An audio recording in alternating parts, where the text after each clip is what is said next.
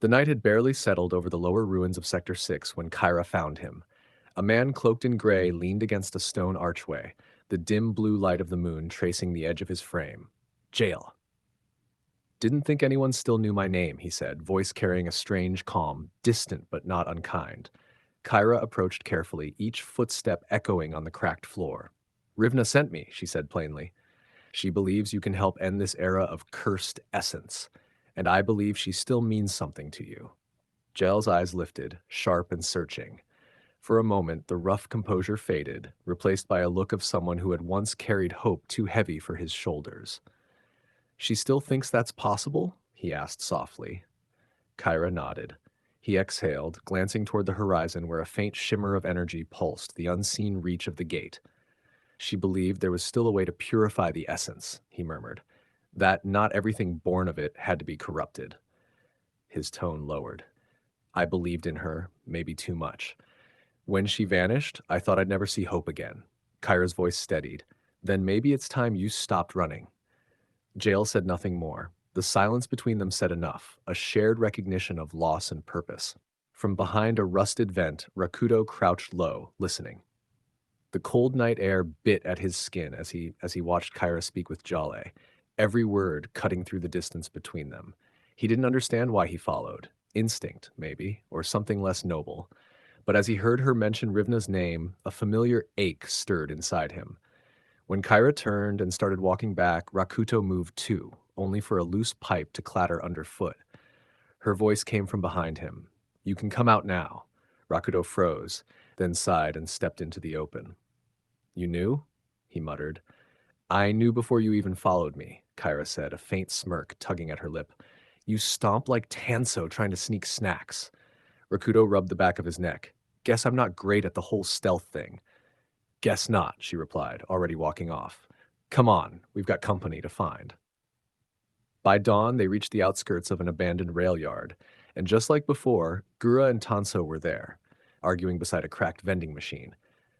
Finally, Tanso called. We thought the Empire nabbed you, or you two ran off to get married. Kyra rolled her eyes.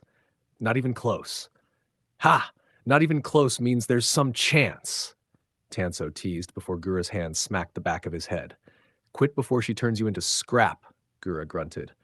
Rakuto couldn't help but laugh. The sound felt strange after everything that had happened. You two really haven't changed. Gura shrugged. Why would we? Somebody's got to keep things from getting too serious. Tanso nodded. Yeah, and besides, if we didn't, you'd probably start brooding again about your big mysterious. Don't finish that, Rakuto warned with a grin.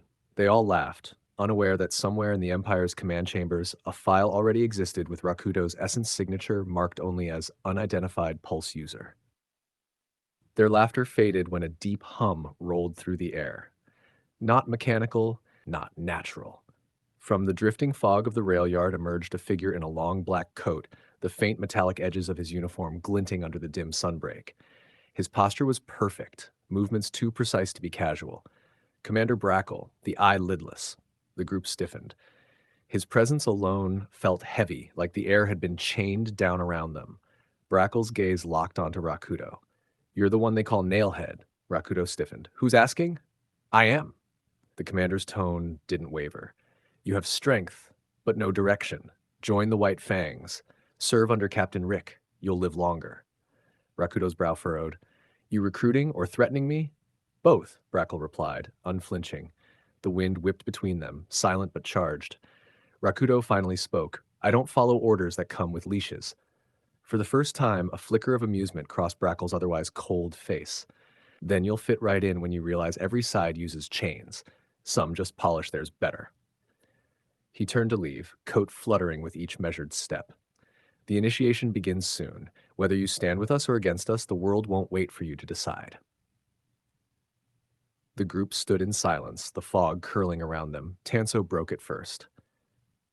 He's definitely not the fun type. Understatement, Gura muttered.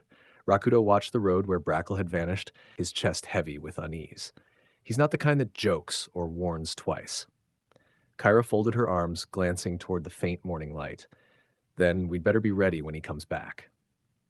Brackle stood alone later in the Tower of Command, a holographic map of the drop zone glowing red beneath his hands. Captain Rick will command the next Fang squad, he said coldly into a recorder. No regular casualties, only his own team. Efficient, controlled. That's why he leads. He paused, eyes narrowing at the pulse signature flickering faintly on the map. Rakudo's. Unidentified, but growing stronger. His tone dropped lower, colder. Strength without restraint breeds revolution, and revolution without control. A faint, crooked smirk traced his lips. Breeds opportunity.